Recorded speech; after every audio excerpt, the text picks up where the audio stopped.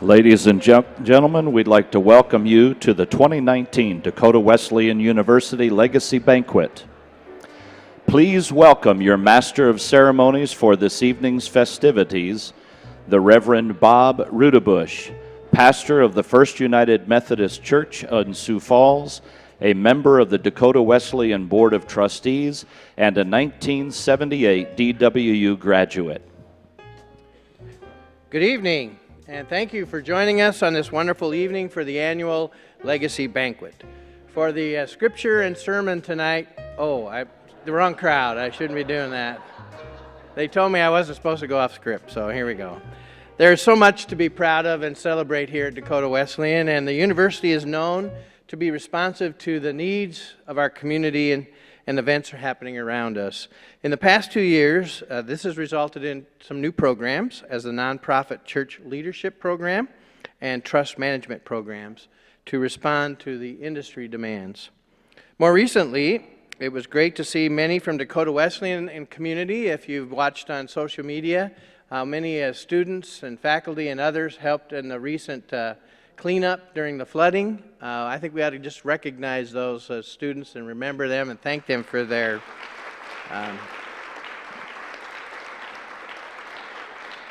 that's what makes us proud to be alumni and people of Dakota Wesleyan.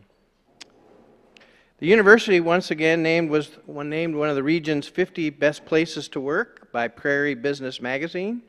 There were 1,400 businesses that considered, and DWU was the only university to be included in the top 50.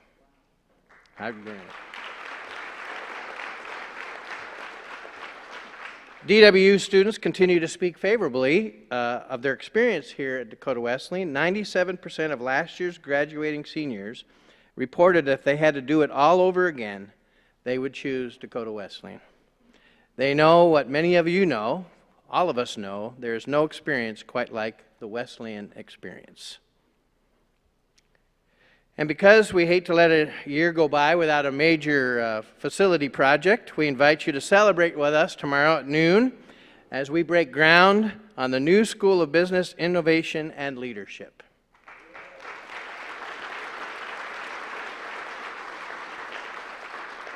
Of course, none of these things would be possible without each of you, and so tonight we say thank you for having the confidence to partner with us to make a difference on campus and in the lives of the students. The Legacy Banquet serves as a kickoff to our annual Blue and White Days celebration. I know many of you in the audience have traveled back to be a part of your class reunion. We extend a very welcome home, a special welcome home to the class of 1969, celebrating 50 years since your time at Wesleyan, which featured Graham Hall, Morrow Gym, great swimming pool, by the way, in there, required chapel services, and anti-war protests. So we're eager to celebrate with you this weekend. Let's give them an applause.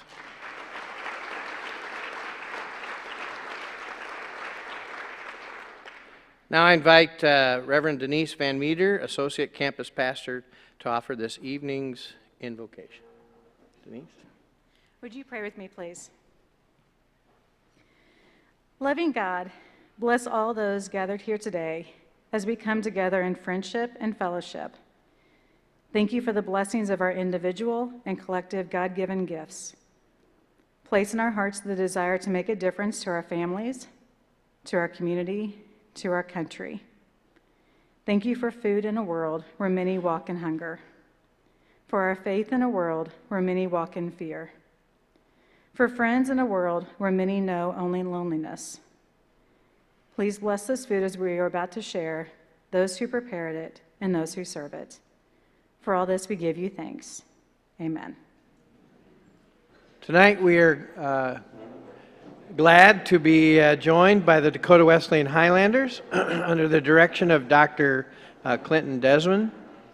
I was at a United Methodist Church, Canton United Methodist Church celebrated its 150th anniversary, and the Highlanders were there, brought us all kinds of wonderful weather of rain, and they're going to kind of continue with that theme. They're performing 2 songs from their upcoming concert, Rivers of Living Water, titled Gather at the River by Brian Tate, and Africa, arranged by Brian Sharp. So please join me in welcoming the Dakota Wesleyan Highlanders.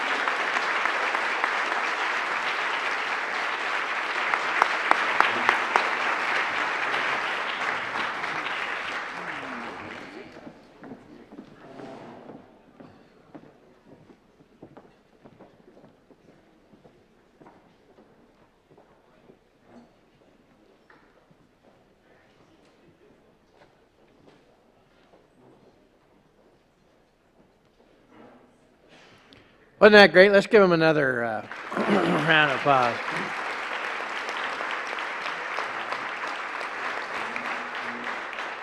Again, just a reminder, their homecoming concerts on Sunday afternoon. Not only the Highlanders, but the choir and the bells, and so at 2 p.m. right here at the Sherman Center. So look forward to being with that great concert on Sunday. So many individuals and groups are vital to the success of this university, and so I'm going to invite some of you to stand so we can recognize you. So first, we want to recognize our Board of Trustees. This is a tremendous group of leaders that I'm pleased to work with. If you are a member of the Board of Trustees, please stand.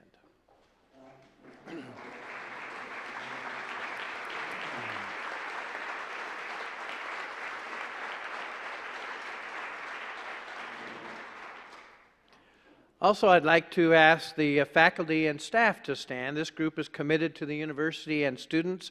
A great example of that is over 90% of the faculty and staff members give financially to Dakota Wesleyan. Isn't that fantastic? So let's have the faculty and staff stand.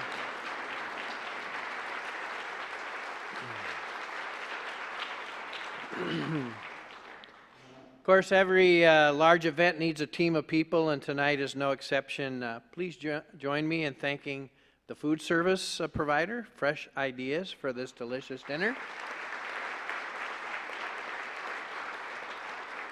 To the physical plant and IT crew for their work tonight and throughout this whole weekend and tearing down, setting up, and all of those important back behind scene things. We give them a thanks. And our servers tonight were the Dakota Wesleyan softball team. We had a catcher helping us, so we knew we were in good hands. And also the Mitchell High School Culinary Pro Start Program. Let's give them a word of And of course, why else are we all here but for the students? And so we ask all our DWU students who are here to stand, and let's recognize them.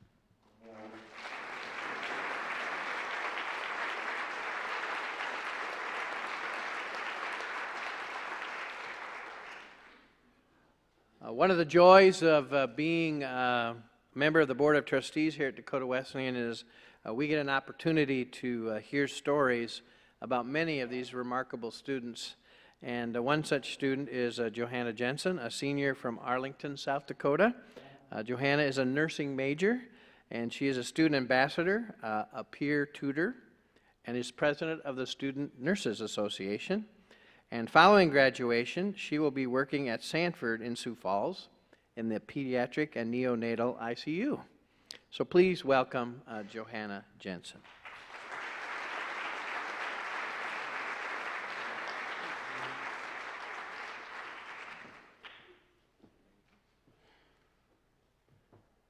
Just a little here. Junior high can be a very difficult time, if you all remember that. I remember between 7th and 8th grade, a lot of my friends and peers were discovering their strengths and talents.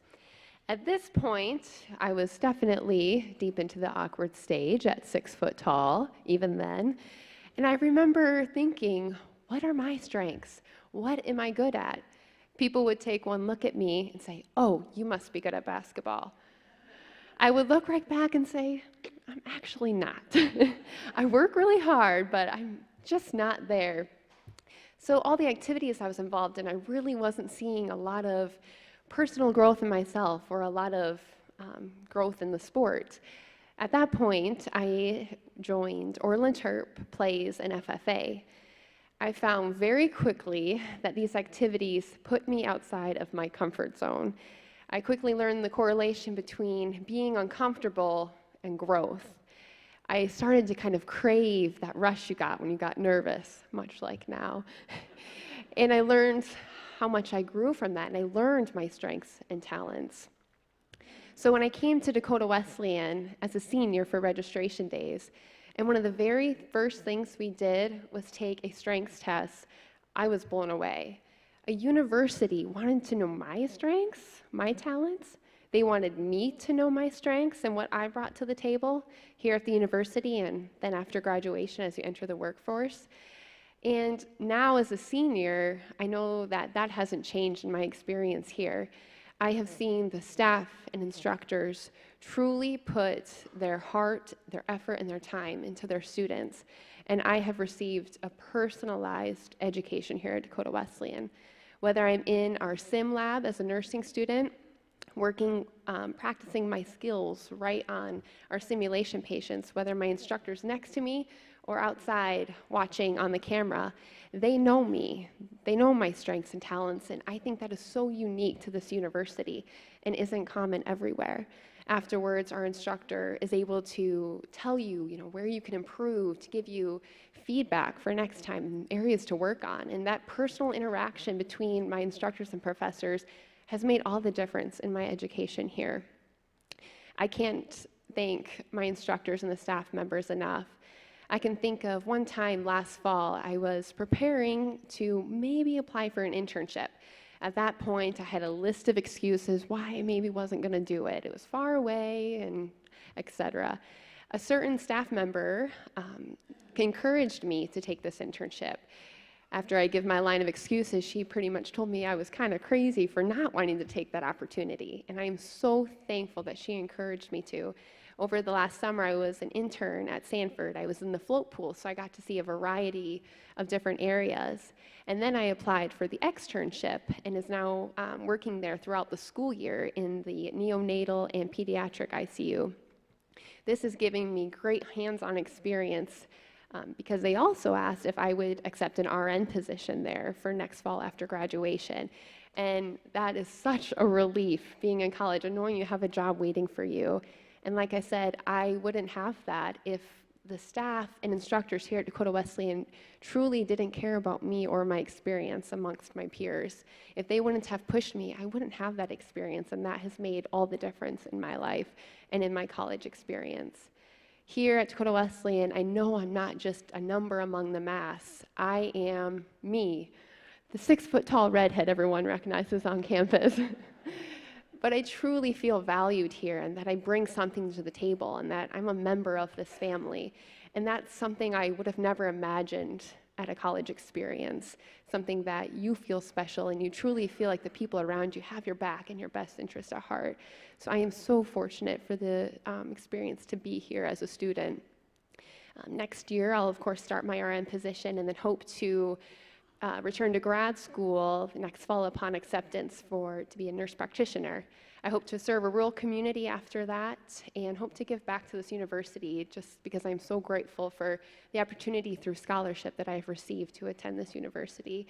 So I want to thank my instructors and the staff members who have made it such a wonderful experience. It will be truly bittersweet in May when I say goodbye to Dakota Wesleyan until I can come back to events like this.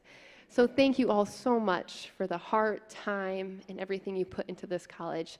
It truly makes a difference, and they're definitely doing great things here and turning out great young professionals into the world. And I'm so excited to leave this school, the person they made me, and the young professional ready to make a difference. So thank you all for coming this evening, and enjoy the rest of the night.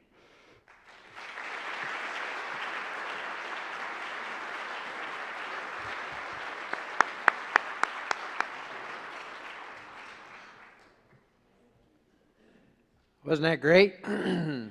Makes it all worth it, doesn't it? Thank you, Joanna. Thank you for that. So at this time, I'd like to invite Jory Hansen, Director of Development, and a 2007 Dakota Wesleyan graduate to the stage. Good evening. In 2016, we established the President's Circle, an exclusive group of donors that contribute at least $1,000 each fiscal year to Dakota Wesleyan funds, whether it's the Wesleyan Fund, Teammakers, the McGovern Center, endowed scholarships, or capital or departmental funds. President's Circle members provide the foundational support for sustaining the university and building our platform for excellence. I'm pleased to announce we now have 359 President's Circle members.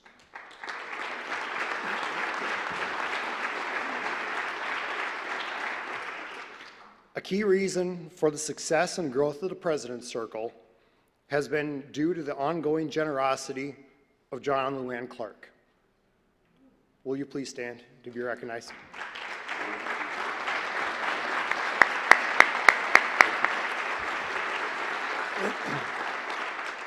Since year one and continuing again this year, the Clarks have offered a matching gift challenge to all new President's Circle members with a gift of $1,000 or more to the Wesleyan Fund or Team Makers.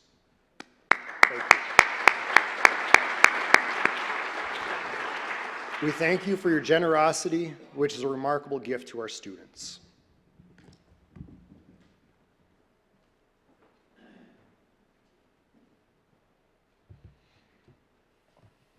Athletics has long been an important part of the Wesleyan experience for many students. So please help me welcome former student athlete and current athletic director, John Hart.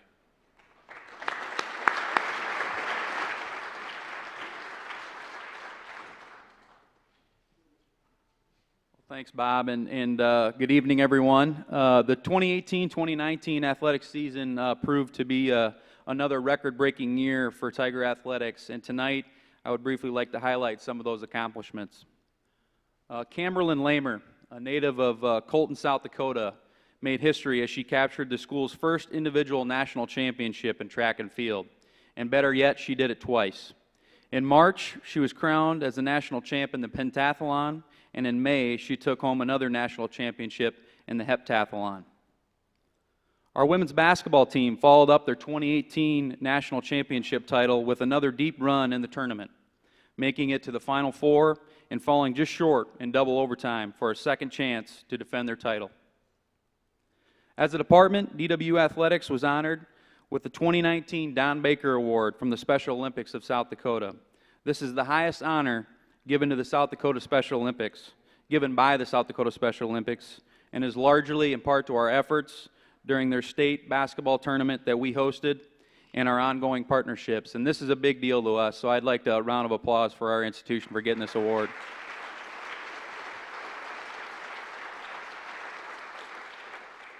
This spring, we honored 6 new members into the DWU Athletics Hall of Fame.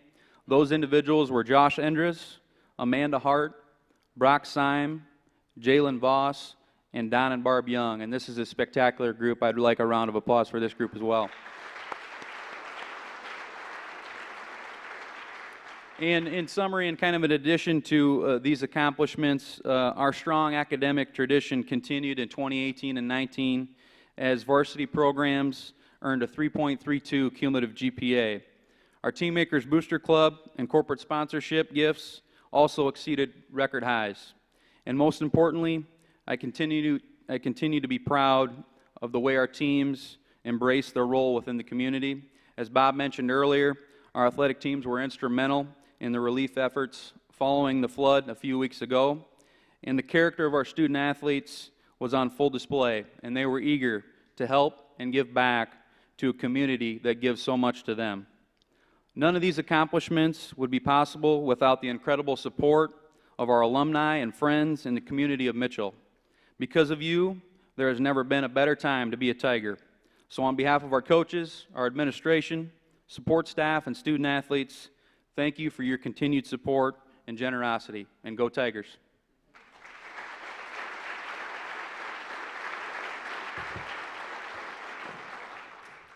Thank you, John, and to everyone who so generously supports Dakota Wesleyan Athletics. At Dakota Wesleyan, most full-time students receive some sort of financial aid, and much of that is in the form of scholarships, scholarships that are established by alumni and friends like you. DWU offers the opportunity to endow a scholarship with gifts of $25,000 or more. This year, we are pleased to announce the establishment of 4 new scholarships or special student funds. And so I invite Kitty Allen, Vice President of Institutional Advancement, and President Amy Novak to the stage to honor these families.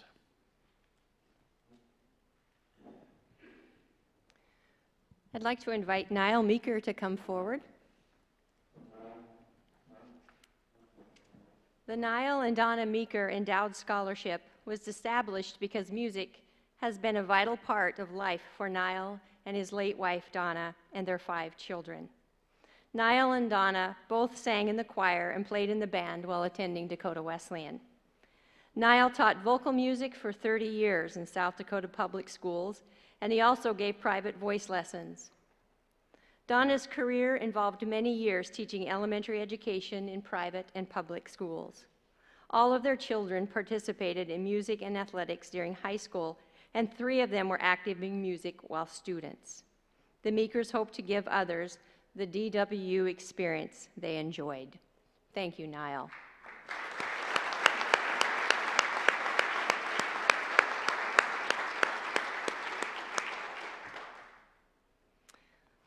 Would Earl and Rowena Nebelsack and Terry and Diana Nebelsack please join President Novak at the front?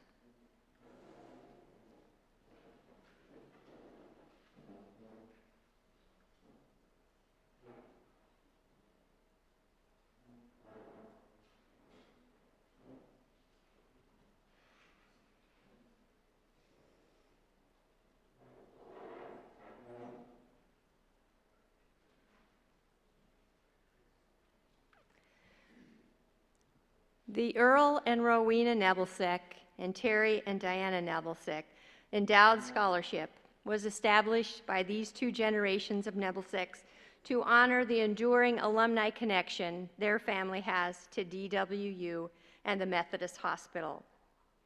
Earl was a 1959 graduate of Dakota Wesleyan, while Rowena was a 1955 graduate of the Methodist School of Nursing.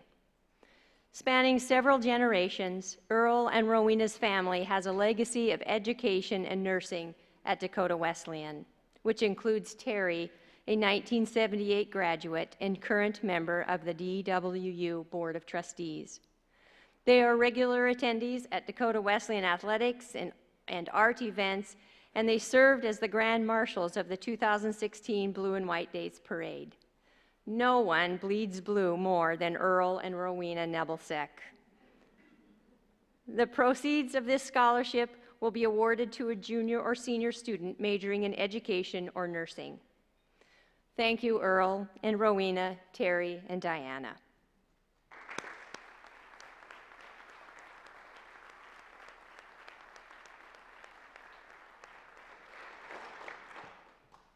I'd like to invite Paul Christen to join President Novak.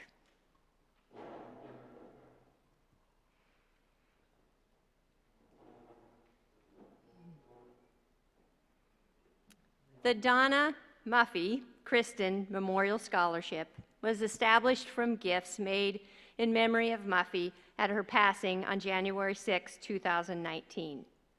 Muffy was a 1951 graduate of Dakota Wesleyan, and throughout her life, she was a model of leadership, philanthropy, and community involvement. Paul, a 1950 Dakota Wesleyan grad, and Muffy's husband of 67 years, wishes to honor her passion for the nursing profession through this memorial scholarship, which will be awarded to nursing students in good academic standing. Thank you, Paul.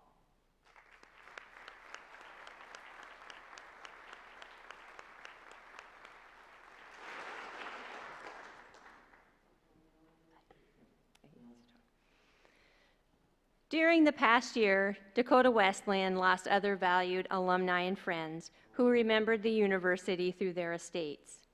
These individuals will long be remembered for their love of DWU and their foundational stewardship to the university. We are privileged to have family members and friends of these faithful heritage members with us this evening. Paul, if you will stand one more time, just stand in your spot. Paul? Just stand, yeah.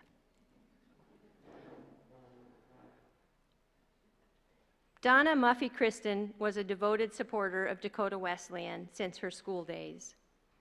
Muffy was instrumental in the establishment of the Spirit of Dakota Award, recognizing outstanding women of South Dakota. She served as an officer of the Methodist Hospital in Mitchell, was one of the South Dakota Community Foundation Board, and was a director and chairwoman of the Christen Group. She was director, vice president, and assistant secretary and treasurer of the Christen Group Properties, and a member and manager of Christen Company. She was the co-founder and chairwoman of the Christen Home Lusk Greater Huron Area Foundation and chair of the James and Zelda Ruddy Nursing Scholarship Foundation. DWU's Donna Starr Christen College of Healthcare, Fitnesses, and Sciences is named for Muffy because of the deep commitment she and her husband Paul have had to the university. Muffy was a diminutive woman with an enormous heart. Her absence is felt across the state of South Dakota, but nowhere deeper than here at her alma mater.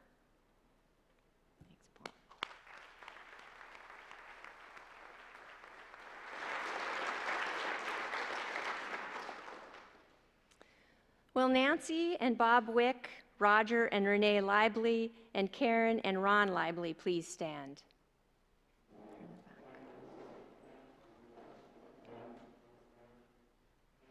Mildred Hosmer of Howard passed away on February 3, 2019 at the age of 96. Mildred grew up in Howard, attending country school and graduating from Howard High School in 1940. She worked on the family farm and as a secretary in an insurance and credit union office in Howard until she began work in the Minor County Treasurer's Office in 1953, and she worked there for 32 years. Throughout her career, she was active in the South Dakota County Treasurers Association, serving as president and on the legislative and executive committee. In 1986, Mildred married Dale Hosmer. She was a lifetime member of Beach United Methodist Church. She was active with the United Methodist Women and was a communion steward for more than 50 years. The Hosmers established the Hosmer Lively Endowed Scholarship in memory of their parents, Tom and Gladys Hosmer, and Edwin and Clara Lively. Thank you for sharing, Mildred.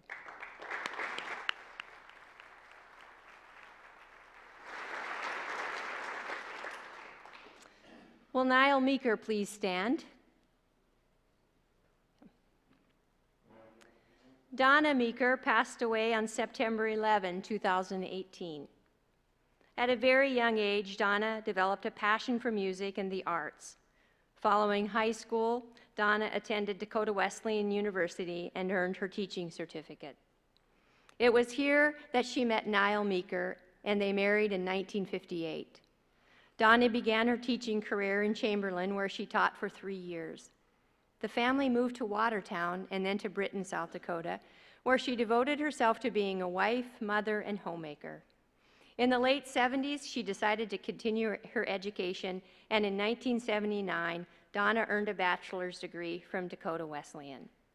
She then taught grades K through 8 at the Sunset Colony until moving to Sioux Falls in 1987.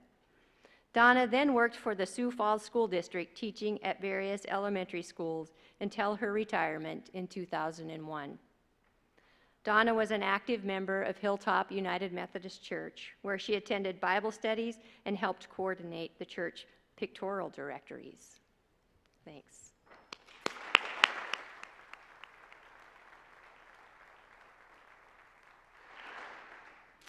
Deb Billion, would you please stand? Frances Blessing Wagner, DWU class of 1938, passed away peacefully on November 6, 2018, at age 101. She was one of DWU's oldest living alumni. Frances grew up on a farm near Dallas, South Dakota. It was during her freshman year at Dakota Wesleyan that Frances met Bob Wagner, her future husband.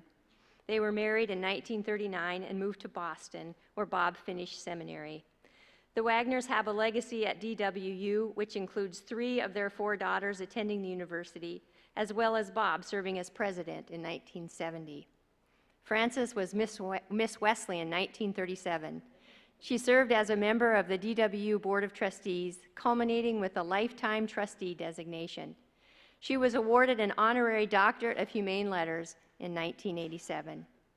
In her autobiographical life story, Frances describes her life as a privileged ride, even with the bumps.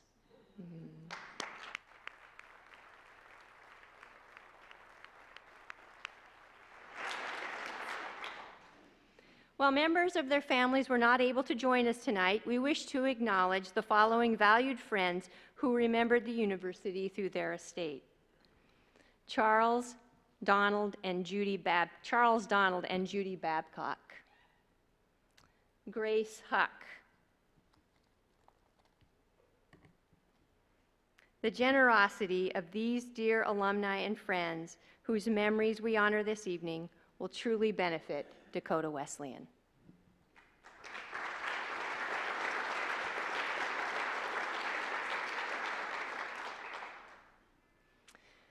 The Heritage Roll of Honor was established in 1982 to honor alumni and friends of Dakota Wesleyan who are committed to the long-term stability of the university through estate planning.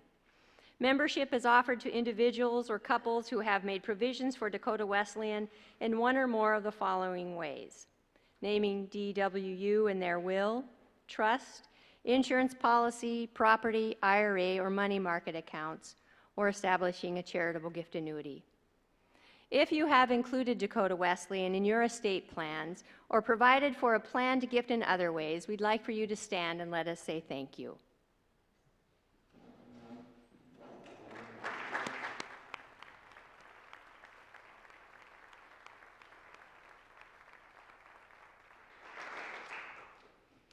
We are pleased tonight to officially welcome 7 individuals into the Heritage Roll of Honor this year.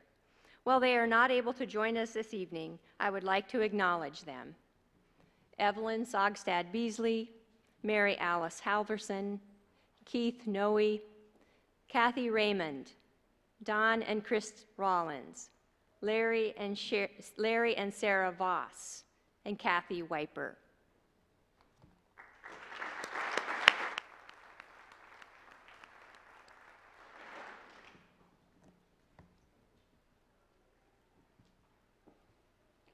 Each year, Dakota Wesleyan recognizes and honors individuals and businesses who have supported the university over time and have reached cumulative giving levels.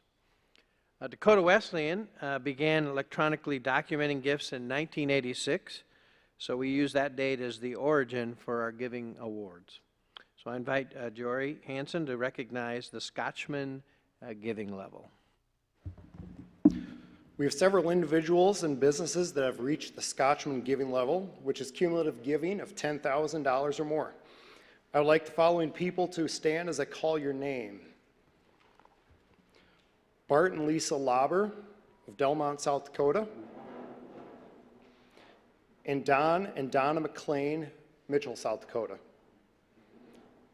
Thank you to these 2 families. Let's give them a round of applause.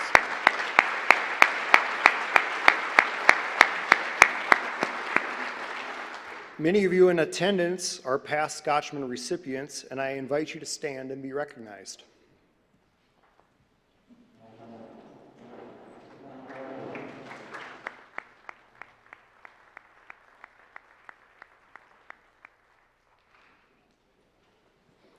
The Tumbleweed Award honors members who have reached the $25,000 giving level this past fiscal year. The award is a piece of Mikasa crystal that represents the tumbleweed and the prairie on which Dakota Wesleyan was founded. When I call your name, please come forward. Liz Campbell. Dr. Liz Campbell is a faithful supporter of Dakota Wesleyan University and Tiger Athletics. She can often be found in the Corn Palace proudly cheering on Dakota Wesleyan basketball teams. Last year, her Tiger Pride took on a new role during our annual Day of Giving. I can't exactly mention what that was, but Liz can fill you in later. Liz specializes in obstetrics gynecology and is involved in another passion of hers, mission work in Haiti. Thank you, Liz.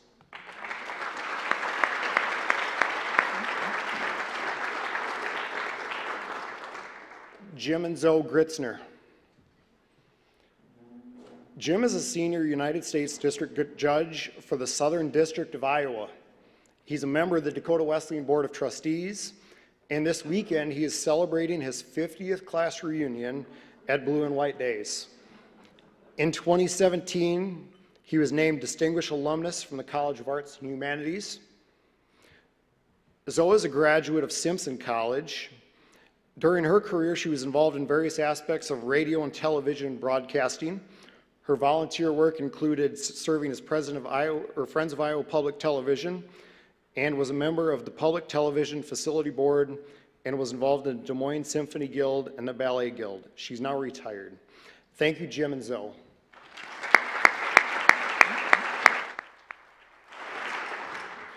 McLeod's Printing and Office Supply. McLeod's Printing is represented tonight by Shannon and Brad Zimmerman. Shannon is the third generation of the McLeod family in business, and Brad is a 1994 Dakota Wesleyan graduate. McLeod's over the years has grown into a full-service company that strives to serve clients' needs of printing and every marketing need. They value their relationship with Dakota Wesleyan, as demonstrated by their longtime support of student scholarships through the Wesleyan Fund. Thank you, Brad and Shannon.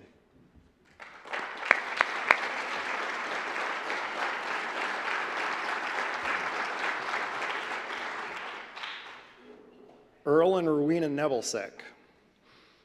As referenced earlier, the Nebelsicks have a long legacy with Dakota Wesleyan. All 5 of their children attended Dakota Wesleyan, and they also had 4 grandchildren attend Wesleyan. Earl was an educator, Rowena's career was in nursing, and many of their children and grandchildren have followed suit in education and medicine. They have faithfully supported Dakota Wesleyan for well over 30 years. Thank you, Earl and Rowena.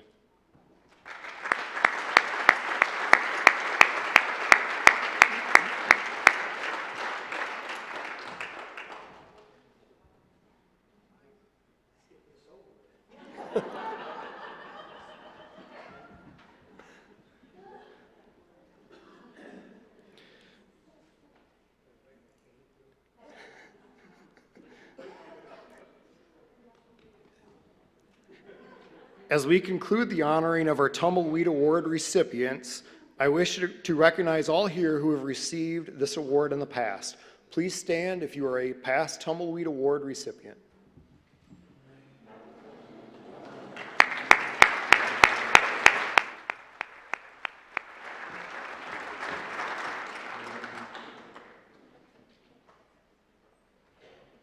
The President Award honors members who have reached the $50,000 giving level this past fiscal year. The bronze medallion is a replica of the one the President of Dakota Wesleyan University wears at all university events requiring academic regalia. So at this time, again, I welcome Kitty Allen to recognize the President's Award honorees.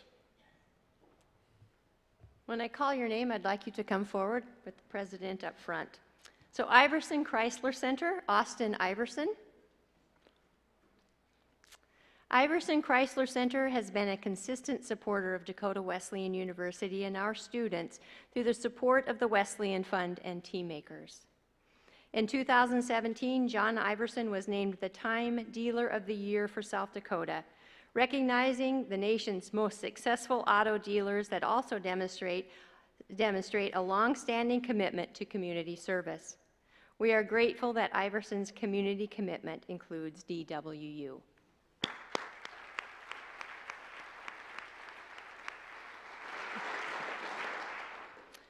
Niall Meeker from Sioux Falls. We've seen a little bit of you tonight, Niall. Niall had a successful career in music education in Chamberlain and in his hometown of Britain. He received DWU's Distinguished Service to College and State Award and the South Dakota Educators Distinguished Service to Music Award. Niall continues to be a great advocate for DWU and can always be found ready to hand out any DWU gear that he might have with him.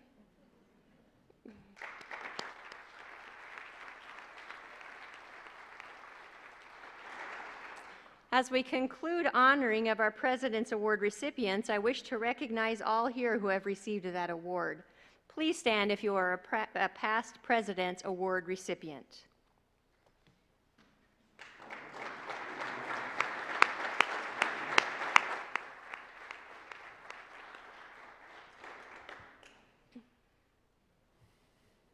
The Sacrifice or Service Award is presented to donors who have contributed gifts totaling $100,000 or more to Dakota Wesleyan University. The lucite structure is inset with a hand drawing of one pillar from the campus gateway depicting the university motto, Sacrifice or Service. Don and Judy Bloomberg from Fulton, South Dakota. If you'll join President Novak at the front.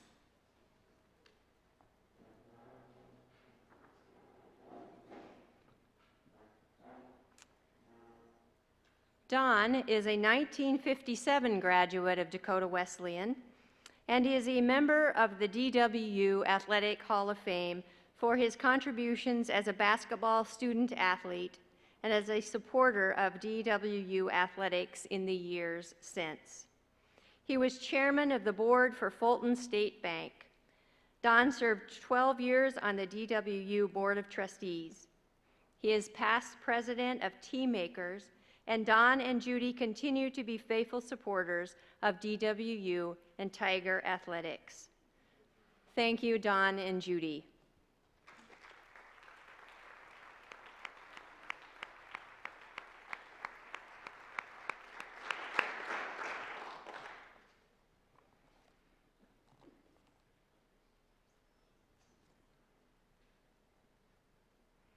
Doug and Shiori Powers of Mitchell. Doug and Shiori Powers from Mitchell are both graduates of DWU, class of 1978 and class of 1989 respectively. Doug is the Business Development Director at Innovative Systems, and he is the current chairman of the DWU Board of Trustees. He is a Tiger sports enthusiast and is a regular attendee of games.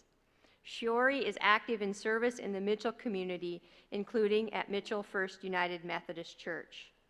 Together, they have been actively engaged with Dakota Wesleyan for nearly 30 years, supporting student scholarships, Tiger Athletics, the Sports and Wellness Center, and most recently, the School of Business Innovation and Leadership as sponsors of the Entrepreneurship Suite. Thank you, Doug and Shiori.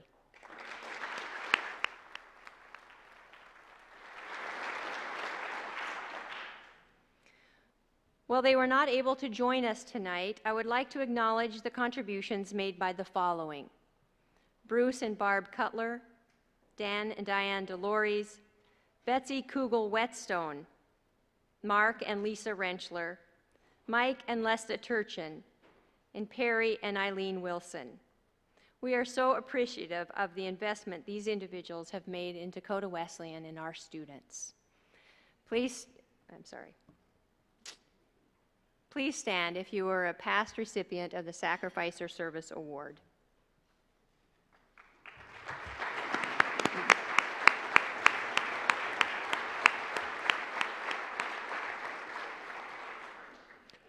The Cross and Flame Award is presented to those who have cumulative giving has reached the level of $250,000. The award is represented by a canvas of the Cross and Flame, the symbol of the United Methodist Church, and a replica of a beautiful stained glass piece designed by the late Minnietta Green Millard, class of 1963. The original stained glass once graced the chapel in the former Methodist Hospital and now is displayed in the Arlene Gates Department of Nursing in the Glenda K. Corrigan Health Sciences Center. The Cross and Flame Award pays tribute to the tradition and partnership between the church and Dakota Wesleyan University.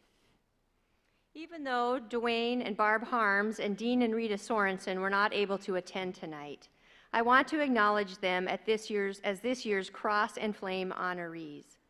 They have had a significant impact on DWU and our students. Thank you, Dwayne and Barbara Harms, and thank you, Dean and Rita Sorensen.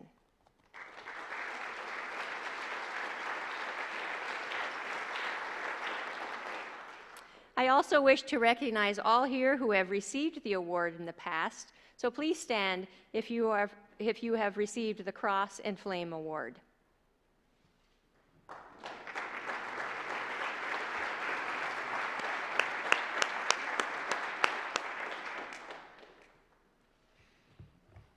We now move to a very significant giving recognition, and I invite President Amy Novak to the stage.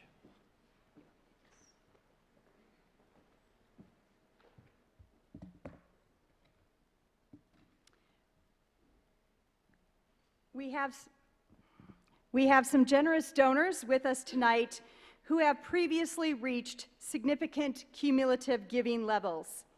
Please stand as I say your name and let us recognize you. The John Wesley Award for lifetime giving between $1 million and $2.4 million. Would John and Luann Clark please stand?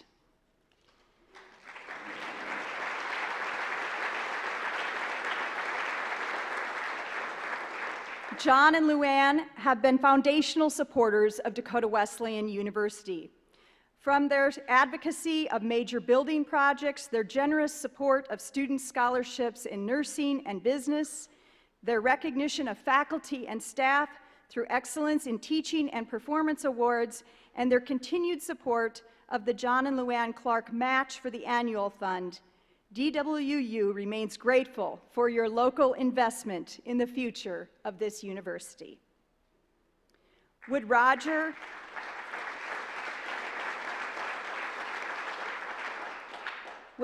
and Vicki Music please stand? Roger and Vicki's contribution to Dakota Wesleyan University spans nearly 3 decades. From their daughter's attendance at Dakota Wesleyan University and their contribution to a new basketball floor in the Christian Wellness Center, to their most recent pledge of support to the Dakota Wesleyan University School of Business Innovation and Leadership, Roger and Vicki have been business leaders in the city of Mitchell, and Roger's leadership, both past and present, on the Dakota Wesleyan University Board of Trustees continues to help propel the university forward in innovative and sustainable ways. Thank you, Roger and Vicki.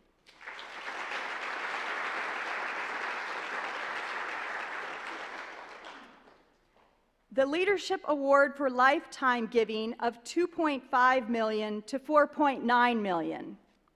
Would Tom Clark from Avera Queen of Peace Hospital please stand? Avera Queen of Peace has been a remarkable partner in equipping leaders for healthcare in Mitchell and the region.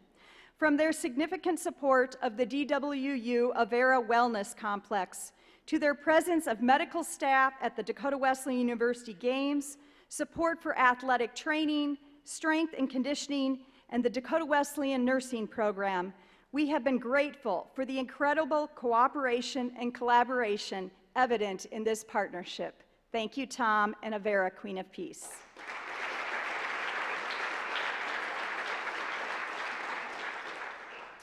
Would Ron and Charlotte Randall please stand? The Ron and Charlotte Randall Scholarship was established to award the strongest academic students an opportunity to experience a Dakota Wesleyan University education. Over nearly 3 decades, the scholarship has grown, with the university annually awarding 4 to 6 Randall scholarships and over 300 students having been served through this opportunity. Students who have graduated as Randall Scholars represent our top performing students, many of whom have made remarkable contributions as medical professionals, lawyers, educators, business and nonprofit leaders. We are grateful to Ron and Charlotte for their contribution to academic excellence and scholarship at Dakota Wesleyan University.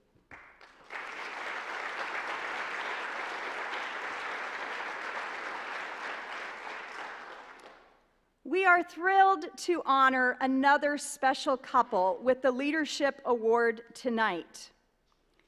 Would Ron and Sheila Gates please join me on stage?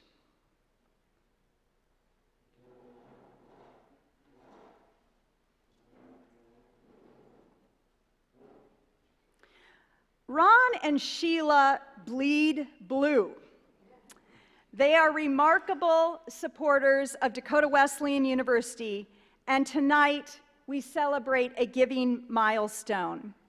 Sheila has lived in the Midwest her entire life, making her home in Lamar's and Orange City, Iowa, before moving back to Mitchell. Her love of music and the arts can be traced back to her grandmother, who played piano for the silent movie theater, organ for the church, and conducted church choirs. Sheila was involved in music and theater during her school years, and she attended business school and worked as an administrative assistant. Ron, a native of Sioux City, Iowa, is a Navy veteran. He has been a part of the Mitchell community more than 50 years. With his late wife, Arlene, he owned Fire Steel Healthcare Center, and he was an industry leader in long-term care. Ron is active in the Rotary Club of Mitchell and a lifetime member of the Dakota Wesleyan University Board of Trustees. Ron and Sheila were married in 2012 and are active members of the Mitchell First United Methodist Church. They share a love of the performing arts, which has led them to generously support music and theater at Dakota Wesleyan and in the Mitchell community. In 2014, the Gates family generously donated to name the Ron and Sheila Gates Department of Music. This gift allowed for a much-needed renovation to the music department and funded a full-time instrumental faculty position for the university. In 2016, through a donation to the Dakota Wesleyan University Theater, the university recognized Ron and Sheila by naming the department in their honor. Additionally, Ron donated to the Corrigan Health Sciences Center, naming the Arlene Gates Department of Nursing in memory of Ron's late wife. Ron and Sheila's generosity of spirit has motivated countless others in the Mitchell community to give. Dakota Wesleyan is especially grateful for their many opportunities they have provided our students through their generous support of scholarships, activities, academic departments, and most recently, the Dakota Wesleyan University School of Business Innovation and Leadership. Will you please join me in congratulating Ron and Sheila Gates?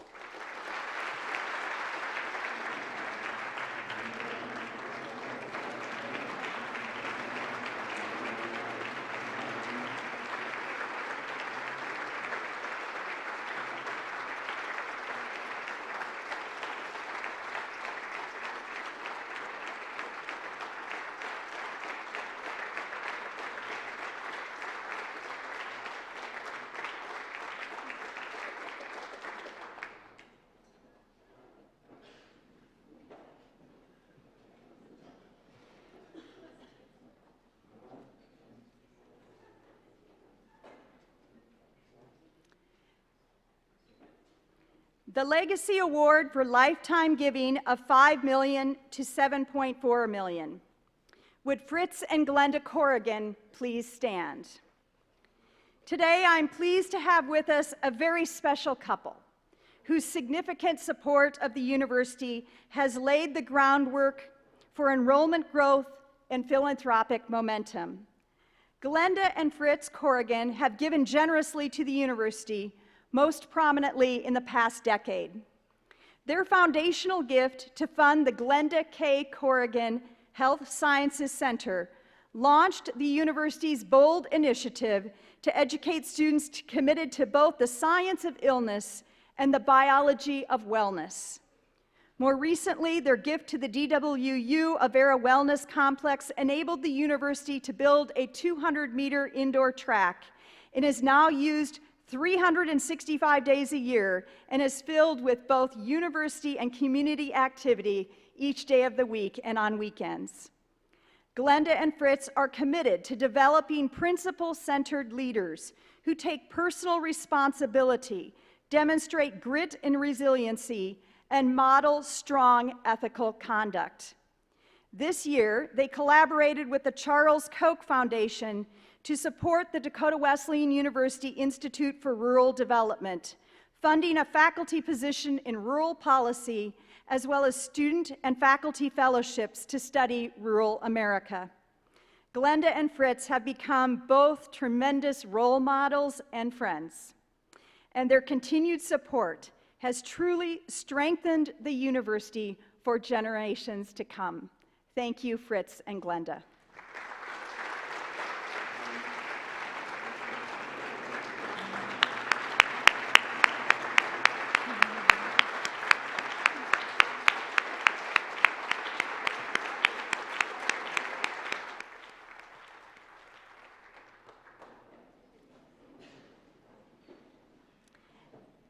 As I travel the country, I have the privilege to meet Dakota Wesleyan University alumni in literally every corner.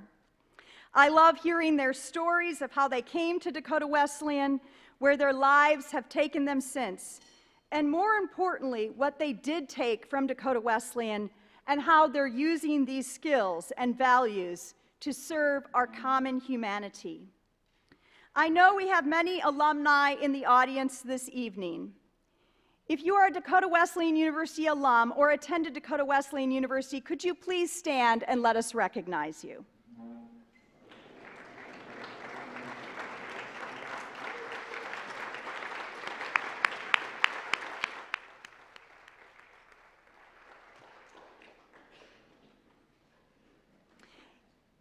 Every year, we honor distinguished alumni representing each of the 3 colleges here at Dakota Wesleyan. These individuals are remarkable. They have reached levels of achievement that make me deeply proud to call them alumni.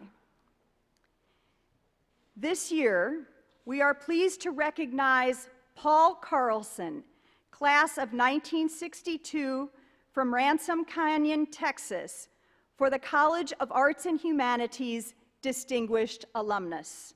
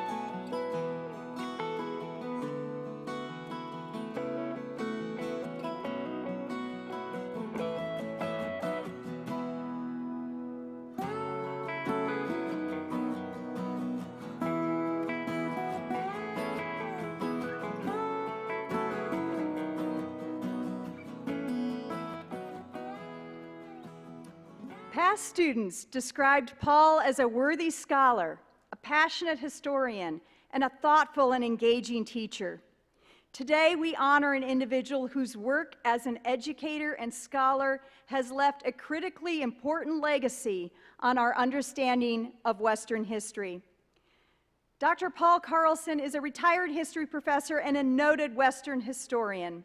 After graduating from Dakota Wesleyan University in 1962, he went on to obtain a Master of Science degree from Mankato State University and a PhD from Texas Tech in 1973.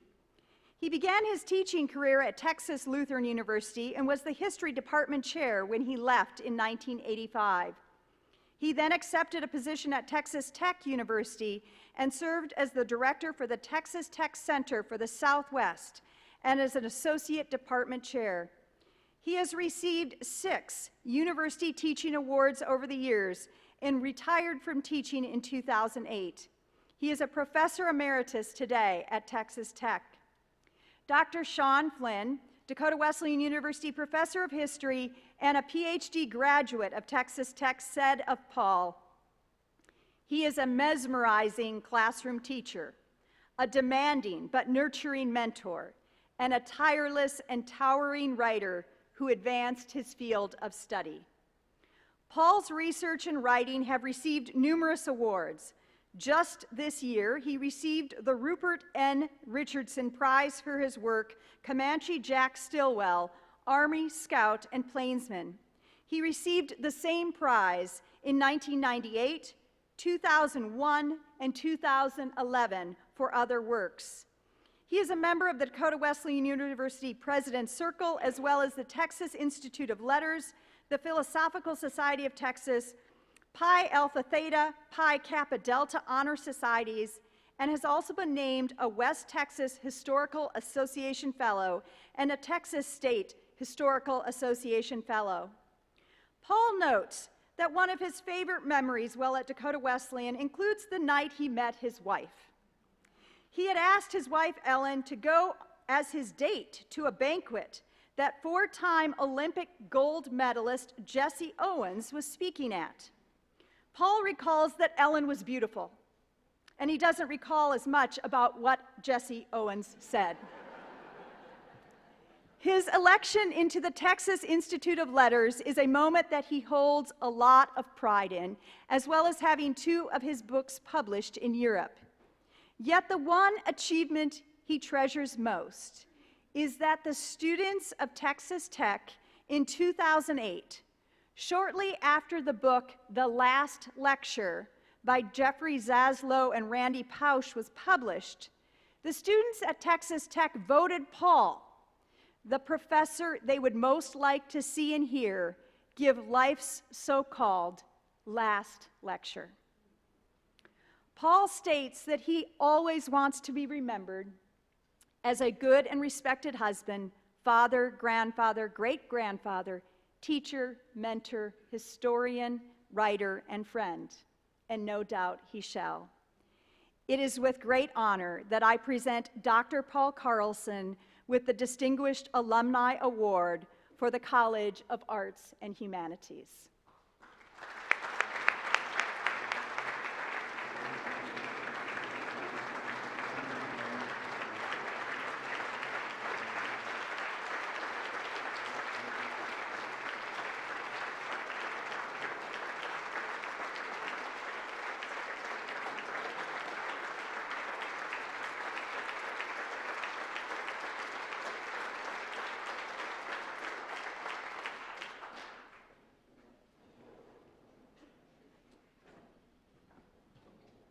Wow.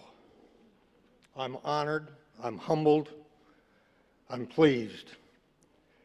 This award was not expected, but it certainly is appreciated. I learned a lot at Dakota Wesleyan University. Professors here taught me to study, to work hard. They taught me to persevere. They taught me to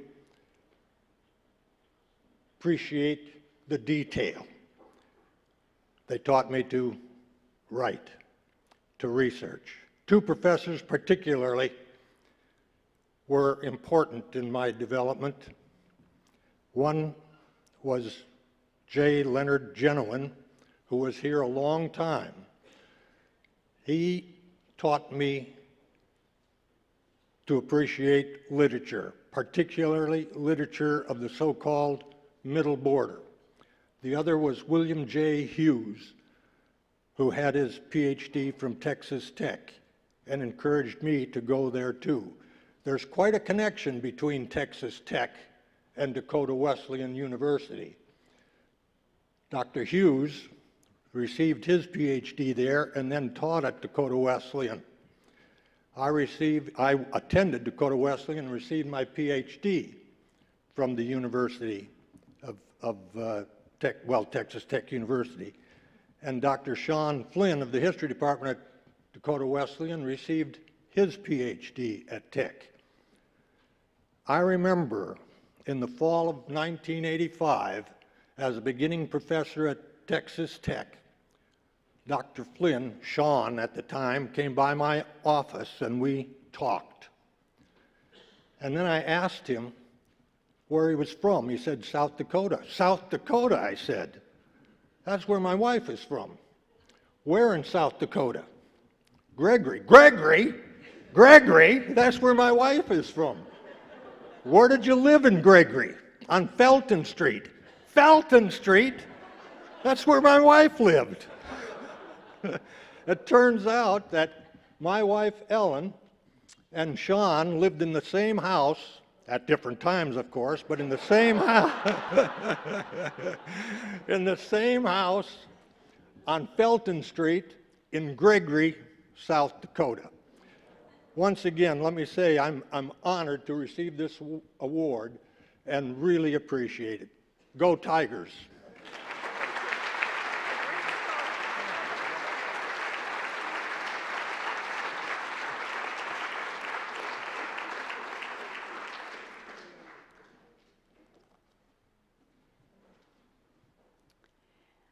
From the Donna Star Christen College of Healthcare, Fitness, and Sciences, Audrey Van Gendren, class of 1959 and 1965 from Stickney, South Dakota.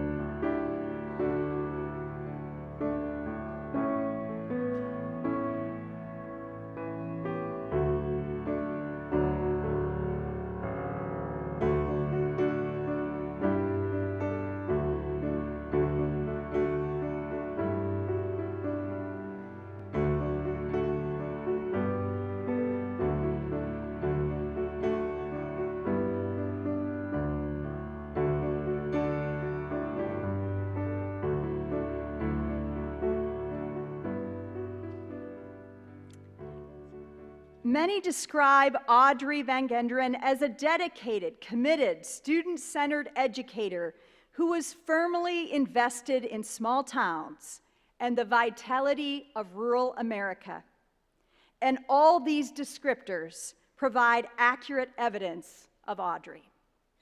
While she taught science for 39 years, she shared with me this evening that she taught for 55 straight years. Audrey worked tirelessly to educate students in rural schools, giving them a first-class introduction to everything from earth science to chemistry, biology, and the physical sciences. And occasionally, she encouraged these discussions alongside her passions for government and music. She was what one might today describe as a Renaissance woman. If it could be taught, Audrey would try and figure out how to do it. Audrey modeled servant leadership as an educator, and students to this day remark about her personal investment in each of them. Many affirm the countless hours she spent individually explaining difficult concepts in order to ensure their understanding. Audrey enrolled at Dakota Wesleyan in 1958, and by taking a heavy course load, she earned an Associate of Arts degree in education just 1 year later. She taught in area rural schools for 5 years and then returned to Dakota Wesleyan to earn a Bachelor of Arts degree in 1965, graduating cum laude with majors in biology and education and minors in government and psychology. She was honored with the E.O. Lawrence Medal in biology and also went on to earn a Master of Science degree in zoology from the University of South Dakota. She spent 39 years teaching high school science, 55 years teaching in total in Mount Vernon, Plankington, and Stickney, and served as an adjunct professor at Dakota Wesleyan. She retired in 2001, but was summoned to return to the high school science classroom 5 years later to teach upper-level science courses and direct the local science fair at Stickney. Audrey's greatest goal as an educator was to strive to inspire and connect with students. She is a 40-year member of the South Dakota Education Association, serving as president for 20 years. She also served as the Aurora County Commissioner, a past member of the DWU Alumni Association Board, and directed her church choir. She's a member of the Heritage Roll of Honor for including Dakota Wesleyan in her state plans and the President's Circle. She has been giving to Dakota Wesleyan for over 30 years. Audrey says she is providing a bright future for young people. Without a college education, our young people will have a rough life ahead of them. I am investing in them to improve their lives and the lives of everyone around them. In 2012, she established the Kuiper Van Genderen Endowed Scholarship to be awarded annually to South Dakota students with majors or minors in biology or government. She is proud to assist future generations in their pursuit of knowledge and success as contributing citizens, especially in the areas that have had such significance in her life. She stated that this is indeed one of her proudest moments, because the university gave her the opportunity, and now she is able to pay it back. When asked what her favorite memory from DWU was, she said that after feeling that she had swallowed half the swimming pool in swimming lessons, Mrs. Steckman told her that she had passed her beginner swimming test, and one of her greatest lessons was to never give up. For her dedication to rural education, her commitment to learning excellence, her unrelenting passion for helping students understand the scientific complexities of our world, I am honored to present Audrey with the 2019 Distinguished Alumni Award from the College of Healthcare, Fitness, and Sciences.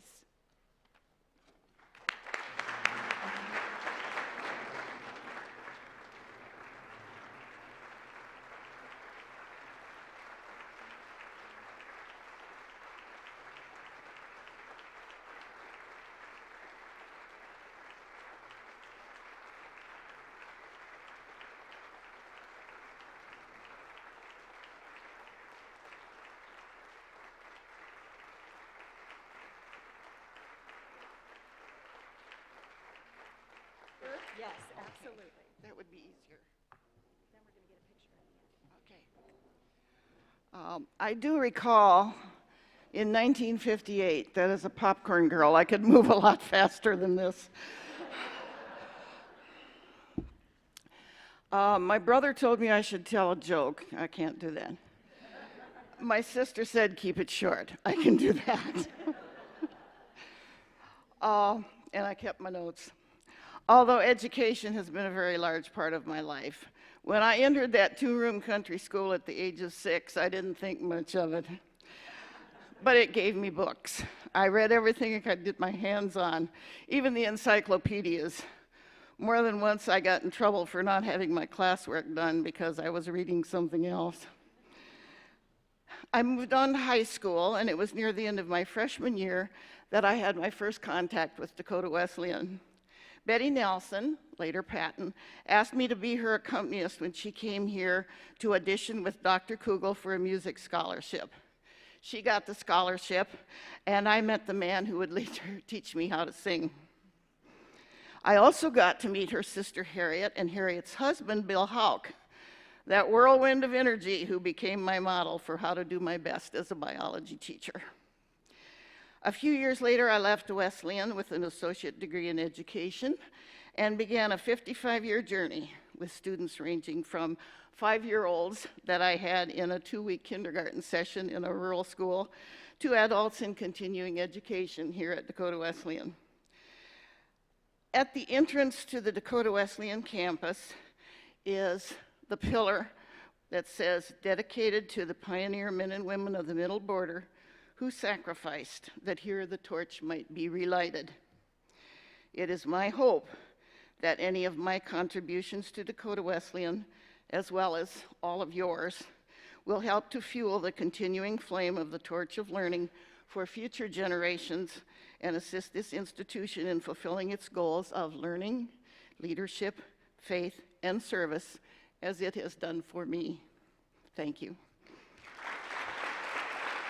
So grateful to be able to honor you. Oh my gosh, you're such a wonderful role model for so many. Thank you so many.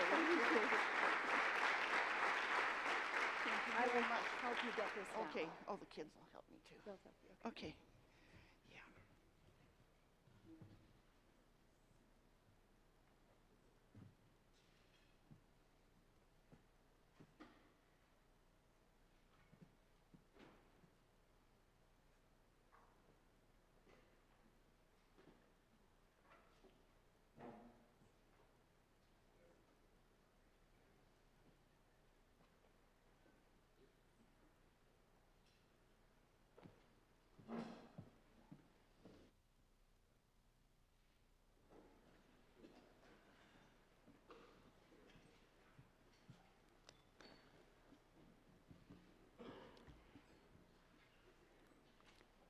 From the College of Leadership and Public Service, Mike Rogers, class of 1990, South Sioux City, Nebraska.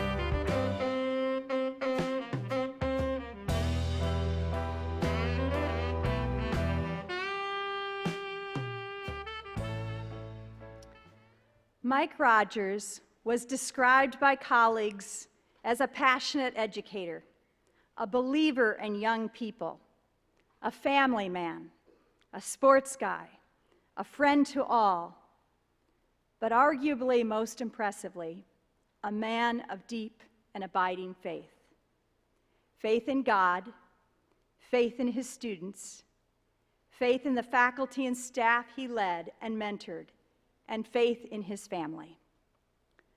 On March 7th, 2019, Dakota Wesleyan lost a valued friend and alumnus, and the entire Sioux City community lost a distinguished leader.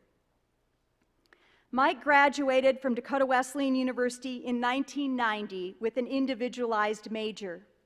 He received his Master of Arts degree from the University of Nebraska at Omaha and earned a doctor in education from the University of South Dakota. Mike was a highly respected school administrator in Sioux City, Iowa Community School District for 26 years.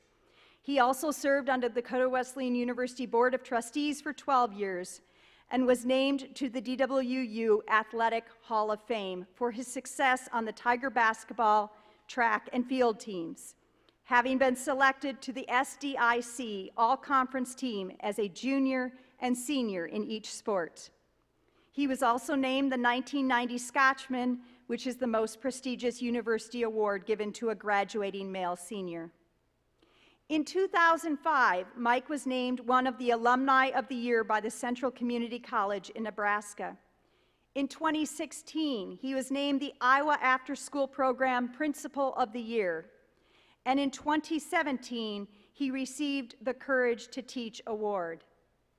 Mike was a youth sports coach, all-time quarterback at recess, a Sunday school teacher, children's program leader, and an active church member. He also continued to support Dakota Wesleyan through his experience and counsel, as well as giving to the university for the past 24 years. Mike experienced a great life lesson following high school. He wasn't recruited for basketball directly out of high school. However, a community college coach took a chance on Mike, and he was able to make the most of that opportunity. And because someone took a chance on him, Mike was able to go to college and live his dream of being a college basketball player. This experience taught Mike to see the good and potential in all people. He believed that everyone deserved a chance. His wife, Donna, recalled Mike would never miss a class and would always be there to get a front row seat. He even had, quote, his spot in the library where he would spend several hours a day. And after studying, he would go to the wellness center and shoot for hours. In college, he talked about the 5 Ps as his motto. Prior planning prevents poor performance. His most recent life motto, however, was, let your faith be stronger than your fears. Mike inspired everyone to be the best and helped bring out the best in everyone. He always put others first and made them feel like they had purpose. Mike left a remarkable impact on the court, field, and most importantly, in the lives of the colleagues he touched, the peers he interacted with, and the countless students he came in contact with, both here at Dakota Wesleyan and in his career. And though he lost his battle with cancer, he would always tell people, be strong, have faith, the path is before you. At nearly every meeting of our Board of Trustees and in countless private conversations, Mike always asked about students. How are we welcoming students of color, new immigrants, students from disadvantaged backgrounds? And on many an occasion, Mike was their advocate. He also always offered to lead prayer for our board meetings, commenting, we must trust God. We must model that trust. We must believe that the path before us will be made possible by honoring God's will. In March of this past year, after losing a battle with cancer, at a service honoring Mike's life, there were literally thousands of families of all races, all backgrounds, all ages, who poured in for hours to a school gymnasium to celebrate a man whose life had always been about serving others. As was evidenced by the president of special education students, elementary school parents, high school students, each could individually tell a story about how Mike had influenced their lives. From playing sports at recess to high-fiving the student who came through the door, Mike always invested in the student first, in building relationships, in modeling what it meant to be a servant leader. You see, friends, Mike was never about himself. His energy was devoted to making others better. And each of us is better because we have known and been loved by Dr. Mike Rogers. Dawn Rogers, Mike's wife of 28 years, is here to accept this award on Mike's behalf. And it is my privilege tonight to honor Mike Rogers with the 2019 Distinguished Alumni Award from the College of Leadership and Public Service.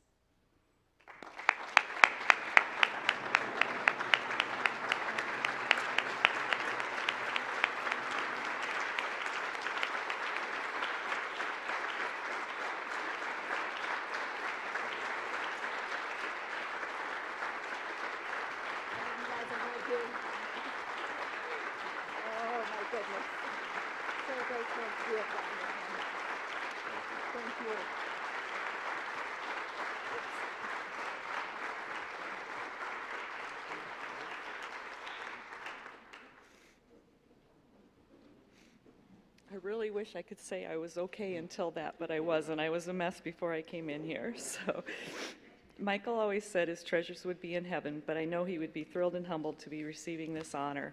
Shortly after Michael was diagnosed just over a year ago, we began receiving countless cards and letters showing prayers, support, and encouragement to fight this awful disease.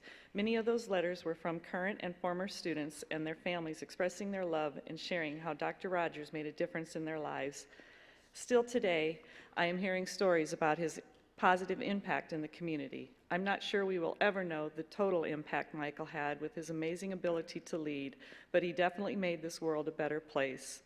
I received a book from East Middle School with notes written by his staff and students the day he died. One of my favorites was written by an 8th grader who wrote, "Every day he would show his love for this school and this community. He made us laugh in the lunchroom with his jokes. In 6th grade, I was playing football in the parking lot, and he threw me the ball. A little kid like me who only played football for 1 year, and he made me feel like I could move a mountain." This is the man I miss every second of the day. Thank you to Dakota Wesleyan for loving him before, supporting him during, and honoring him after.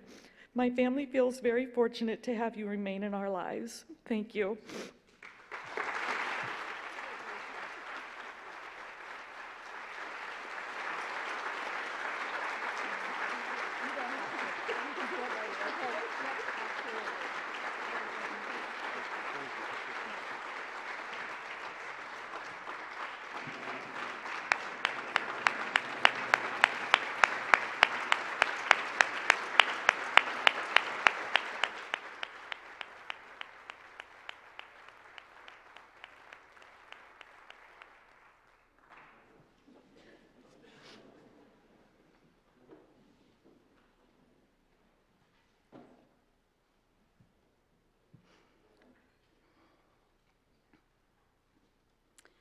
At Dakota Wesleyan, we are truly blessed with wonderful alumni and friends that care deeply about the university.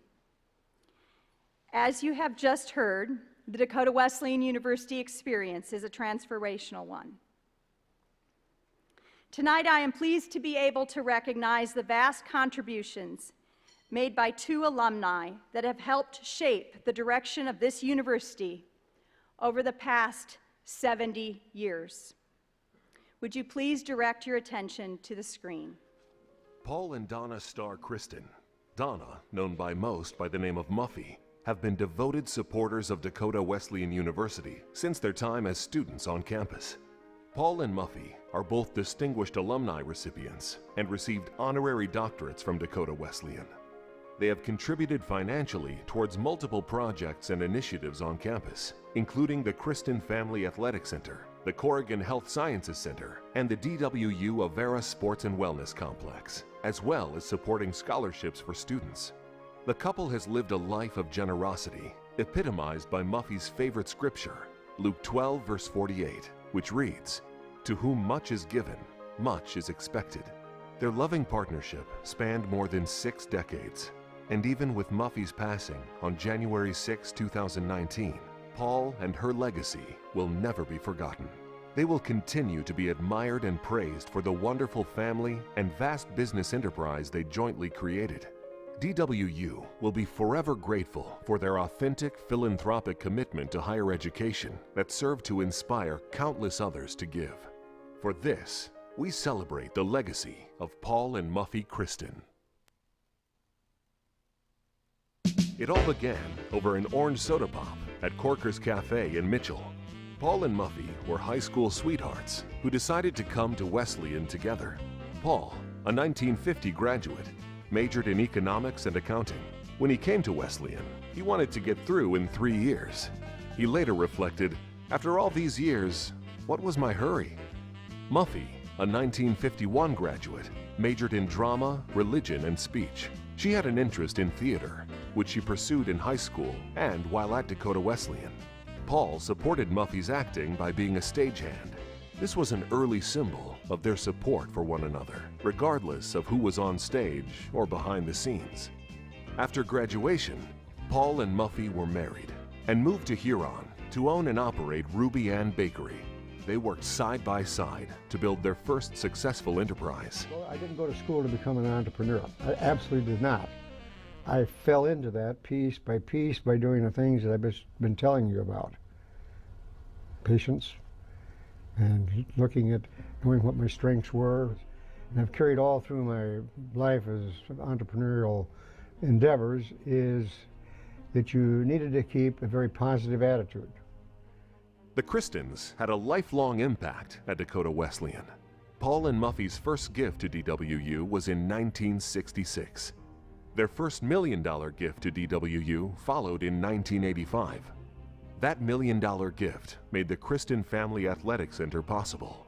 The building bears their name, and their donation was noted to be given in memory of their parents, the late Herbert and Guida Starr, and the late Philip and Ruby Christen. When we started to put together the first campaign for Dakota Wesleyan University and its history, we went to see the Christians. They were the first persons that we went to visit.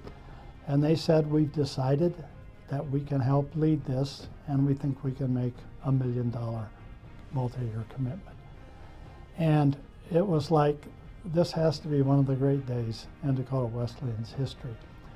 But you know what was really remarkable was the fact that almost immediately they started to invite others in. So I think that the Christians were willing to put their credibility on the line was a transformational moment for Dakota Wesleyan. We had just lost 4 colleges in this region. It was a difficult time. So that was an amazing piece for us. As you've become familiar with the Christen family, what have you appreciated about that relationship? They're incredible people to begin with, and we think alike in many ways. But they're great leaders. They led us to considering making such a large gift. And when we met them at a couple, you could just see the love that they have for Dakota Wesleyan and for each other.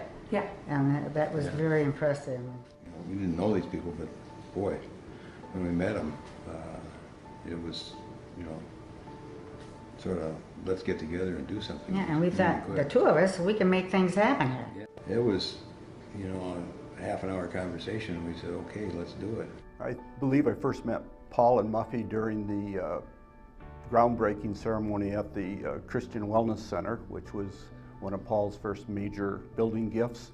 It was a huge addition to DWU, which had a very poor athletic facility at the time, and it was a major gift for DWU athletics, and I've always been a big Tiger fan, so very excited about that, and they were very instrumental in making that project happen. So we had a really special opportunity shortly after becoming president of the university. Paul and Muffy invited Ken and I to their home in Huron, and we went out in their backyard, which is just this beautiful backyard with beautiful flowers, and Muffy just loved flowers, and we're walking through the backyard, and then we just sit down and begin to have a conversation about why they care about Dakota Wesleyan, and they were so inspiring as a couple to Ken and I, because they really viewed the role of the president as a joint one, and they embraced Ken and they embraced me, and they were just offering wonderful wisdom and insight.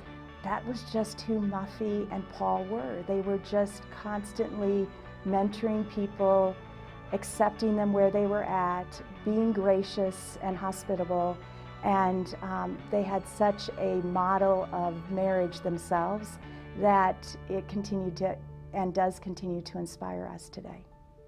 By 1976, Paul and Muffy started First Western Bank and began acquiring banks in western South Dakota under the First Western Bank name. The business grew to 18 locations. The banks were known for being community-oriented and adopted a slogan of "We believe in you." Paul had this amazing ability to look at a situation and then kind of visualize what it might mean. And he said, let's look at our programs and determine where do we have the best opportunities to kind of leverage the future. And I'm thinking probably business or education. And he said healthcare. Paul knew the leadership of the Presentation Sisters, all the people on the board of St. Joe, and we made proposals, and St. Joe came back with a major financial commitment and a commitment to host our clinicals, and this really stabilized our program. And I think what's significant here is that Paul actually has been involved in this conversation for 30 years, and the fact that Dakota Wesleyan has this marvelous partnership with Avera goes all the way back to this time when St. Joe was hospital, and Paul's been in it all the way. I'm not sure if we would have done something as big without them. I mean, they led us to that decision, and and all alone, that was a huge step for us. It was massive, and well, they're doing it. What the heck? Let's do it. One of the great memories I have of Paul is sitting in the McGovern Library conference room, and in that conference room we have a picture of every president who's been at Dakota Wesleyan. And he looked up there and he said, there are 20 presidents' faces on that wall, and he said, I've worked with 11 of them, Amy. And it was this remarkable statement about the longevity of commitment and loyalty that was so impressive. And I said, well, tell me, when did you actually start working? He goes, well, I was a senior at Dakota Wesleyan when I started fundraising for the university. And so back in 1951, there was some struggle at the university, and Paul stepped in as a senior in college and was figuring out ways to strengthen the university through philanthropic giving and soliciting funds. And so we can look at that now and say, that's a 70-year legacy. And what a remarkable commitment. I don't know if I know of any universities that have had a couple make such an impact. So it wasn't just in terms of giving, but it was in terms of who they introduced us to, and doors that were open, insights that were offered, chairing the board of trustees. They demonstrated a commitment and loyalty to this university for well over 70 years. That's a pretty remarkable impact. Paul and Muffy have been involved in many state and community organizations, and have been active donors locally and nationally. Paul was the founder and first chairman of the South Dakota Community Foundation. From 1984 to 2003, he became part owner of the Minnesota Twins. In 1988, Paul and Muffy helped fund the Christen Home Lusk Greater Huron Area Foundation. It was in response to the financial needs of the Greater Huron area. Paul received the first Excellence in Economic Development Award in 1994, which was given by the governor's office. Muffy was also involved in and committed to multiple civic activities at the community and state level, receiving numerous awards for her work. She was notably influential in the establishment of the Spirit of Dakota Award. In 2009, Muffy was instrumental in helping raise $15 million for the Crazy Horse Memorial Foundation. She pledged $5 million to help provide educational opportunities for local Native youth. Muffy shared, "I consider it an honor to play a role in continuing the progress that is being made on all fronts at Crazy Horse. The best thing about our gift is that it will continue to grow and provide support for this unique school." In 2011, Paul and Muffy were included in the Chronicle of Philanthropy magazine as one of 50 of America's most generous donors. Paul has been remarkably ahead of his time in terms of leadership principles and management principles. And today the buzzwords are co-development and collaboration. And actually Paul's been practicing these principles for 30-some years. But probably the thing I remember the most is we were working on some kind of difficult issue. I don't remember what it was. But he looked across the table to me and he said, "Jim, let's not worry about who gets the credit. Let's just get the job done." And the thing about it is he modeled that for our Board of Trustees and for me in a very effective way. Paul is a lifetime member of the DWU Board of Trustees. Paul was quoted as saying, "The foundation for our philanthropy and our service started right here on campus. The real challenge is to do something that someone you will never meet or never know will receive the benefits from." And so on. We couldn't give much, but we felt we wanted to do something. And we had wasn't quite defined as I now will say it, but basically we're interested in giving to future generations. And I've said this, a million times, is that we wanted to give it to people who will never know and never see. Share with us, what would you like to say to Paul today? Well, I'd say right away, they've had a heck of a big impact on us. Impact on the university, but on us. They are very persuasive when it comes to charitable giving. Without their leadership, we wouldn't be making this interview today. I'd like to thank Paul for his tremendous support, both his financial support and his time and efforts. He attends all the meetings and is very active at DWU, has been for a very long time, and as a board member, we really appreciate his continued dedication. What I would like to say to Paul and Donna is that the two of them had the most profound, other than our parents, the two of them had the most profound impact on Gene and I's lives as anybody that we've ever known. And we are just so grateful to Paul and Donna and Dakota Wesleyan for this opportunity. Thank you. Paul and Muffy had a network of people that were remarkable, and it was a rare day when I would mention a name of somebody in South Dakota and he didn't know the connection, whether it was through Boy Scouts or the banking or through involvement in state government. And so they also opened countless doors for us at the university, and those doors led to new program developments, led to new philanthropic giving for the university. It just fundamentally transformed us. But when I think about my time at Dakota Wesleyan, when it gets tough, the first person I call is Paul, because he always has a way of being able to look at it with a sort of lens to say, you've got it, you can dig deep. This isn't the worst problem we faced. I've been here 70 plus years, and there's been a lot more challenges. And you have it within you to sort of lead this institution through that challenge.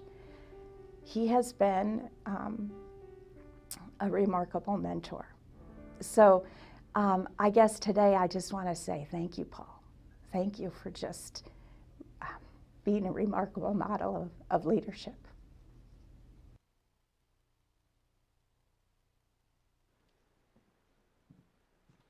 Will Paul Christen.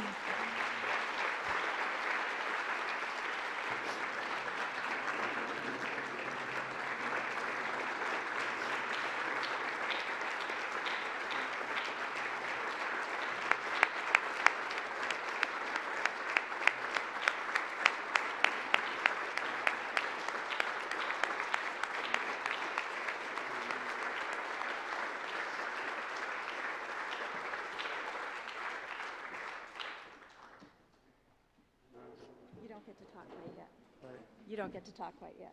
Oh, I don't. No, just hold tight. I don't want to talk. Hold tight. The Cornerstone Award honors lifetime giving of $10 million and above. A tree was planted last month in the prairie soil of South Dakota, here at Dakota Wesleyan, to remember this significant milestone. In planting this tree, we honor the foresight of individuals who, through their giving and wise counsel, offer the roots of hope, resiliency, and future growth. It is no understatement to say that Dakota Wesleyan University is the place it is today because of the tremendous commitment and generosity of Paul Christen and his beloved wife, Muffy. Please join me in thanking him. Appreciate everything. Yeah.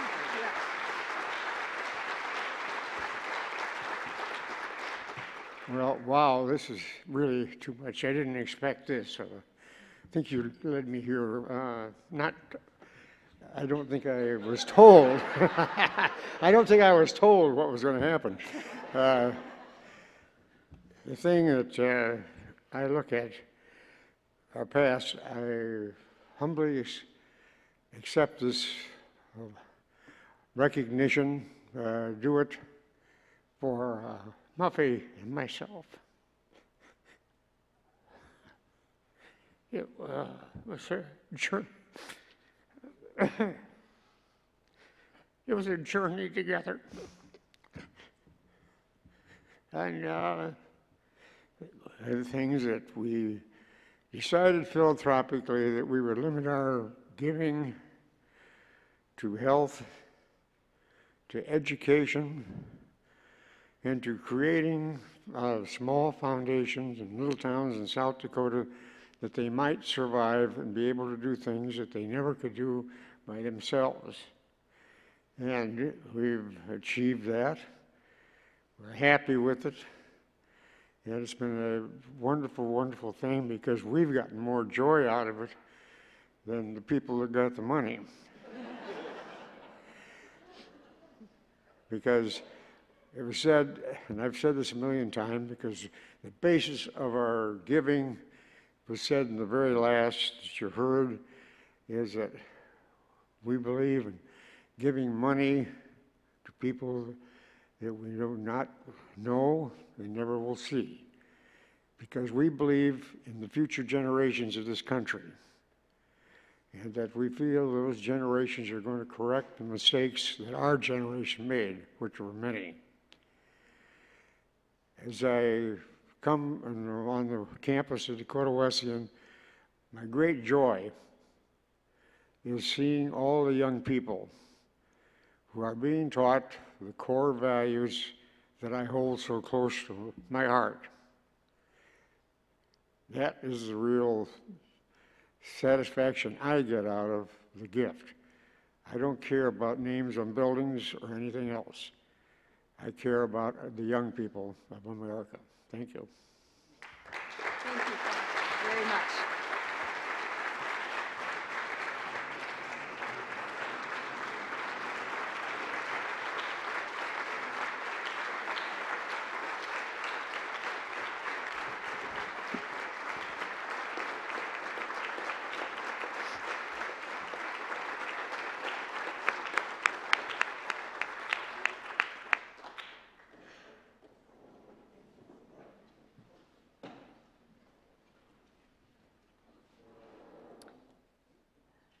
One of the most profound comments students who graduate from Dakota Wesleyan make about the university is that it taught them how to live in community. They learned to appreciate the family atmosphere. It helped them understand what it means to both love and sacrifice for family. 4 years at Dakota Wesleyan taught them, as we say at our weekly chapel services, how to take care of each other, how to be loyal to one another, how to bleed blue. So when people ask me why preserving places like Dakota Wesleyan is so important, I remind them that in our world today, there may be arguably no better investment than in places committed to modeling what it means to be a family and to live in community. We need more people witnessing the power of compassionate concern, more people invested in helping each other, more people in being what St. Teresa of Avila reminded us was the hands and the feet of Christ, the mouthpiece of Christ, the touch of Christ to our world. This was evidenced just several weeks ago when members of nearly all of our athletic teams, clubs, campus ministry came together to help out our community that was flooding. From pulling up carpets to sandbagging homes, from clearing molded furniture to transporting older community members to safe places, the DWU family modeled community. Teams host a benefit for an individual suffering from cancer. Mitchell Communities members invite students to their home as adopted host parents. Faculty members mentor young people preparing to get married. Faculty connects students with research and internship opportunities. The Fusion Church community invites people to participate in Bible studies or mission work. Friends take other friends home for weekend events or hunting during pheasant season. Students motivate each other to try and get out of bed and go to weightlifting early in the morning. Students encourage each other to audition for a play or pick someone up when a car breaks down. Faculty share a cup of coffee and swap stories of struggles of school-age children, all to support each other. Because family and community are our best insurance policy we have. And that's why, friends, your investment is so critical. The above described actions are evidence of a culture of community that exists at Dakota Wesleyan, where we recognize that everyone has different gifts, but in sharing those gifts, we collectively shape something greater than ourselves. Let us pray that in the year ahead, God may give us the ears and the eyes and the courageous hearts to be sensitive enough to hear the cries from the various people we encounter around us, to see ways to be kind and act with courage, like the honored alumni and donors we recognize tonight, knowing that each time we respond with care, our strength comes from an eternal source, one that has much more power than we can imagine or conjure up by ourselves. We are Dakota Wesleyan. We are part of God's kingdom. And what is really beautiful about that is that this university is more than a holding space for things that might happen. We are a community of intentionality. We embrace a mission to be ropes and bridges for each other. We commit to recharging each other, to acting as energy, as God's source of light in the world. You will hear it many times from our students. This is a family. We are family. We are community. We need each other.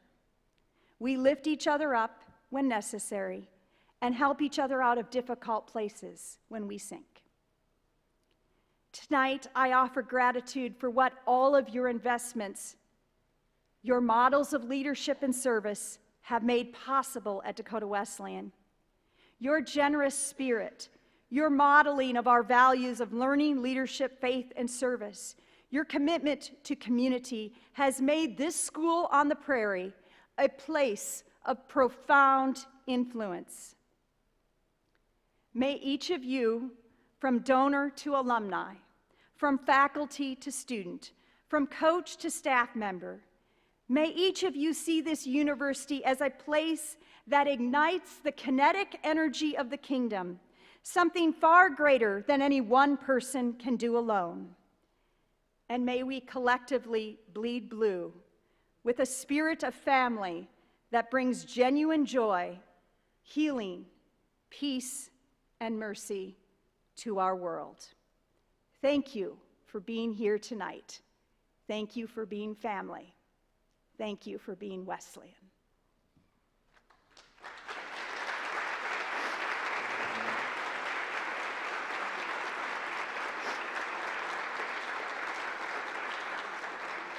As we conclude this evening's festivities in true Wesleyan tradition, we will ask Bob Rudebush.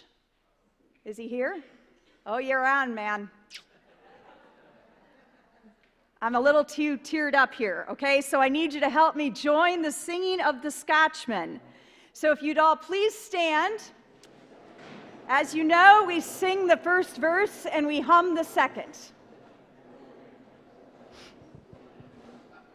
Show me the Scotchman who doesn't love the thistle. Show me the Englishman who doesn't love the rose. Show me the true-hearted son of old Wesleyan who doesn't love the spot where the tumbleweed grows.